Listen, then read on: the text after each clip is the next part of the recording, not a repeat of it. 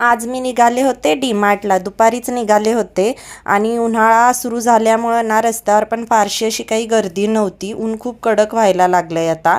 आज माझी लेक पण आलती शॉपिंगसाठी, मग तर शॉपिंगचं काही विचारायलाच नको. तसं फारसा किराणा मला काही घ्यायचा नव्हता, खरं बाकीची शॉपिंग करायची होती थोडीफार मला. आता मी काही घेताना तिची लुडबुड असणार नाही असं होणारच नाही. तिला पण तिच्या काही काही वस्तू घ्यायच्या होत्या, ती मला देत होती आणि मी त्या परत ठेवत होते. एकतर डीमार्टला गेल्यानंतर टाईम कसा जातो कळत नाही. मला हे सगळं घेईस तोपर्यंत मी दुपारी आलेले, मला जायला संध्याकाळ झालती. तिथं सगळ्या वस्तू बघून घ्यावे लागतात, कुठल्या वस्तूवर कुठली ऑफर सुरू आहे, किती डिस्काउंट आहे, हे सगळं बघावं लागतं. आणि हे सगळं बघता बघता ट्रॉली कधी भरते ते पण कळत नाही. डीमार्टचं तर माहीतच आहे, घ्यायला आपण थोडं जातो, पण हे नाही ते नाही म्हणून भरपूर काही घेतलं जातं.